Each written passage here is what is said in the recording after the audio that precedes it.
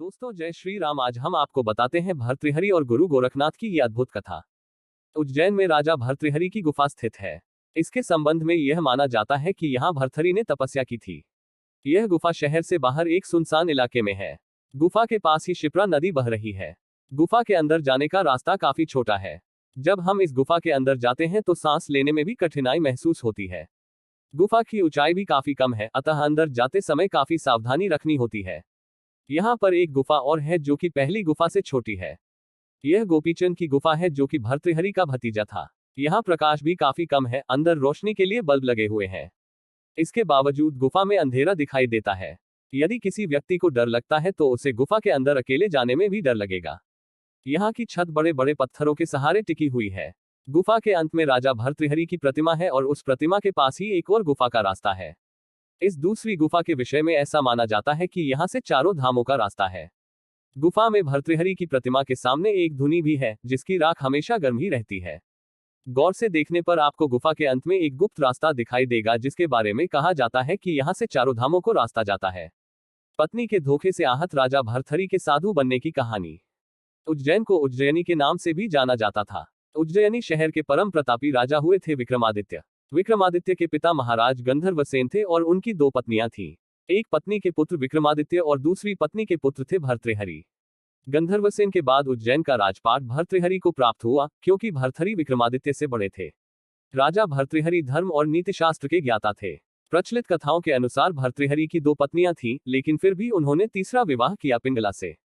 पिंगला बहुत सुंदर थी और इसी वजह से भर्तृहरि तीसरी पत्नी पर अत्यधिक मोहित हो गए थे। कथाओं के अनुसार भर्तृहरि अपनी तीसरी पत्नी पिंगला पर काफी मोहित थे और वे उस पर अंधा विश्वास करते थे। राजा पत्नी मोह में अपने कर्तव्यों को भी भूल गए थे। उस समय उज्जैन में एक तपस्वी गुरु गोरखनाथ का आगमन हुआ। गोरखनाथ राजा के दरबार में पहुंचे। भर्तृहरि ने गोरखनाथ का उचित आदर सत्कार किया। इससे तपस्वी गुरु अति प्रसन्न हुए।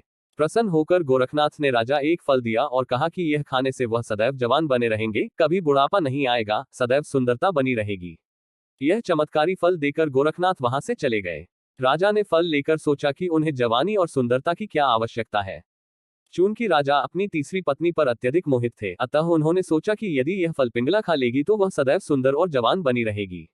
यह सोचकर राजा भर्तृहरि ने पिंगला को वह फल दे दिया।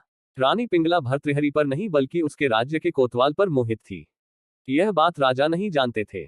जब राजा ने वह चमत्कारी फल रानी को दिया तो रानी ने सोचा कि यह फल यदि कोतवाल खाएगा तो वह लंबे समय तक उसकी इच्छाओं की पूर्ति कर सकेगा। रानी ने यह सोचकर चमत्कारी फल कोतवाल को दे दिया।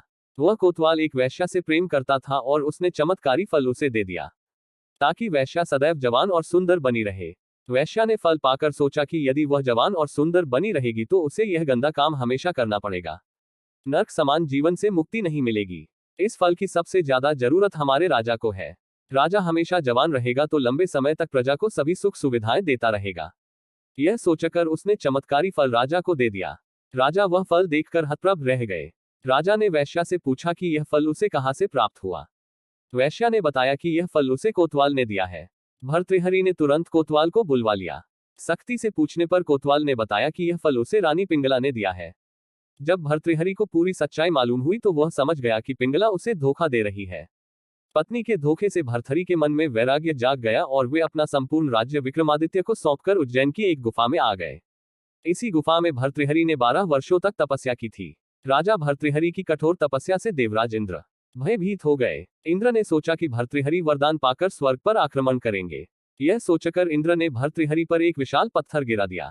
तपस्या में बैठे भर्तृहरि ने उस पत्थर को एक हाथ से रोक लिया और तपस्या में बैठे रहे। इसी प्रकार कई वर्षों तक तपस्या करने से उस पत्थर पर भर्तृहरि के पंजे का निशान बन गया। यह निशान आज भी भर्तृहरि की गुफा में राजा की प्रतिमा के ऊपर वाले पत्थर पर दिखाई देता है। यह पंजे का निशान काफी बड़ा है, जिसे देखकर सहज ही अंदाजा लगाया जा सकता है कि राजा भर्तृहरि की कद काठी कितनी विशालकाय रही होगी। भर्तृहरि ने वैराग्य पर वैराग्य शतक की रचना की, जो कि काफी प्रसिद्ध है। इसके साथ ही भर्तृहरि ने श्रृंगार शतक और नीति शतक की भी रचना की। यह तीनों ही शतक आज भी उपलब्ध हैं और पढ़ने योग्य है। उज्जैन के राजा भर्तृहरि के पास 365 पाकशास्त्री यानी रसोइये थे, जो राजा और उसके परिवार और अतिथियों के लिए भोजन बनाने के लिए। एक रसोइये को वर्ष में केवल एक ही बार भोजन बनाने का मौका मिलता था, लेकिन इस दौरान भर्तृहरि जब गुरु गोरखनाथ जी के चरणों में चले गए तो भिक्षा मांगकर खाने लगे थे। एक बार गुरु गोरखनाथ जी ने अपने शिष्यों से कहा, देखो, राजा होकर भी इसने काम, क्रोध, लोभ तथा अहंकार को जीत लिया है और दृढ़ निश्चयी है। शिष्यों ने कहा, गुरु जी, ये तो राजाधिराज हैं, इनके यहाँ 365 तो बावर्ची रहते थे। ऐसे भोग विलास के वातावरण में से आए हुए राजा और कैसे काम, क्रोध, लोभ रहित हो गए। गुरु गोरखनाथ जी ने राजा भर्तृहरि से कहा, भर्तृहरि, जाओ, भंडारे के लिए जंगल से लकड़ियां ले आओ। राजा भर्तृहरि नंगे पैर गए, जंगल से लकड़ियां एकत्रित करके सिर पर बोझ उठाकर ला रहे थे। गोरखनाथ जी ने दूसरे शिष्यों से कहा, जाओ, उसको ऐसा धक्का मारो कि बोझ गिर जाए। चले गए और ऐसा धक्का मारा कि बोझ गिर गया और भर्तृहरि गिर गए। भर्तृहरि ने बोझ उठाया, लेकिन न चेहरे पर शिकन, न आंखों में आग के गोले, न होंठ फड़के। गुरु जी ने चेलों से कहा, देखा, भर्तृहरि ने क्रोध को जीत लिया है। शिष्य बोले, गुरुजी, अभी तो और भी परीक्षा लेनी चाहिए। थोड़ा सा आगे जाते ही गुरुजी ने योग शक्ति से एक महल रच दिया। गोरखनाथ जी भर्तृहरि को महल दिखा रहे थे। युवतियां नाना प्रकार के व्यंजन आदि से सेवक उनका आदर सत्कार करने लगे। भर्तृहरि युवतियों को देखकर कामी भी नहीं हुए और उनके नखरों पर क्रोधित भी नहीं हुए, चलते ही गए। गोरखनाथ जी ने शिष्यों को कहा, अब तो तुम लोगों को विश्वास हो ही गया है कि भर्तृहरि ने काम, क्रोध, लोभ आदि को जीत लिया है। शिष्यों ने कहा, गुरुदेव, एक परीक्षा और लीजिए। गोरखनाथ जी ने कहा, अच्छा भर्तृहरि, हमारा शिष्य बनने के लिए परीक्षा से गुजरना पड़ता है। जाओ, तुमको 1 महीना मरुभूमि में नंगे पैर पैदल यात्रा करनी होगी। भर्तृहरि अपने निर्दिष्ट मार्ग पर चल पड़े। पहाड़ी इलाका लांघते लांघते राजस्थान की मरुभूमि में पहुंचे। धधकती बालू, कड़ाके की धूप, मरुभूमि में पैर रखो तो बस जल जाए। 1 दिन, 2 दिन यात्रा करते करते 6 दिन बीत गए। 7वें दिन गुरु गोरखनाथ जी अदृश्य शक्ति से अपने प्रिय चेलों को भी साथ लेकर वहां पहुंचे। गोरखनाथ जी बोले, देखो, यह भर्तृहरि जा रहा है। मैं अभी योगबल से वृक्ष खड़ा कर देता हूं। वृक्ष की छाया में भी नहीं बैठेगा। अचानक वृक्ष खड़ा कर दिया। चलते चलते भर्तृहरि का पैर वृक्ष की छाया पर आ गया तो ऐसे उछल पड़े, मानो अंगारों पर पैर पड़ गया हो। मरुभूमि में वृक्ष कैसे आ गया? छाया वाले वृक्ष के नीचे पैर कैसे आ गया? गुरु जी की आज्ञा थी मरुभूमि में यात्रा करने की। कूदकर दूर हट गए। गुरु जी प्रसन्न हो गए कि देखो, कैसे गुरु की आज्ञा मानता है। जिसने कभी पैर गलीचे से नीचे नहीं रखा, वह मरुभूमि में चलते चलते पेड़ की छाया का स्पर्श होने से अंगारे जैसा एहसास करता है। गोरखनाथ जी दिल में चेले की दृढ़ता पर बड़े खुश हुए, लेकिन और शिष्यों के मन में ईर्ष्या थी। शिष्य बोले, गुरु जी, यह तो ठीक है, लेकिन अभी तो परीक्षा पूरी नहीं हुई। गोरखनाथ जी रूप बदलकर भर्तृहरि से मिले और बोले, जरा छाया का उपयोग कर लो। भर्तृहरि बोले, नहीं, मेरे गुरुजी की आज्ञा है कि नंगे पैर मरुभूमि में चलूं। गोरखनाथ जी ने सोचा, अच्छा, कितना चलते हो देखते हैं। थोड़ा आगे गए तो गोरखनाथ जी ने योगबल से कांटे पैदा कर दिए।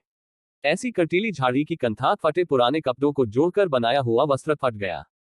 पैरों में शूल चुभने लगे, फिर भी भर्तृहरि ने आह तक नहीं की। भर्तृहरि तो और अंतर्मुख हो गए, यह सब सपना है। गुरु जी ने जो आदेश दिया है वही तपस्या है। यह भी गुरुजी की कृपा है। अंतिम परीक्षा के लिए गुरु गोरखनाथ जी ने अपने योगबल से प्रबल ताप पैदा किया। प्यास के मारे भर्तृहरि के प्राण कंठ तक आ गए। तभी गोरखनाथ जी ने उनके अत्यंत समीप एक हरा भरा वृक्ष खड़ा कर दिया, जिसके नीचे पानी से भरी सुराही और सोने की प्याली रखी थी।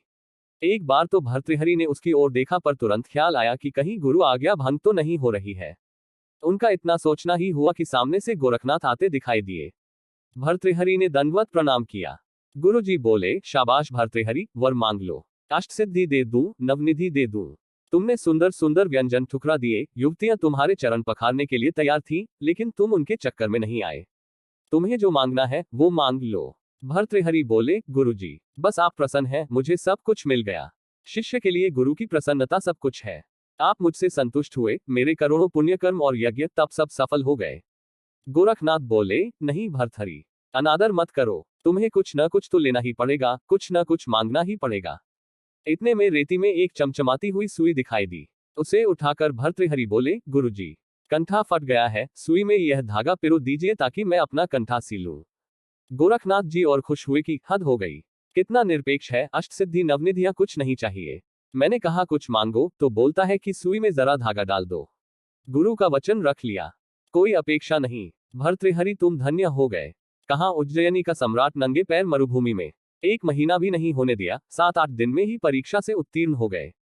दोस्तों, अगली वीडियो देखने के लिए आप चैनल सब्सक्राइब जरूर करें और लाइक करें और कमेंट करें। जय श्री राधा महारानी जी। दोस्तों, जय श्री राम। आज हम आपको बताते हैं भर्तृहरि और गुरु गोरखनाथ की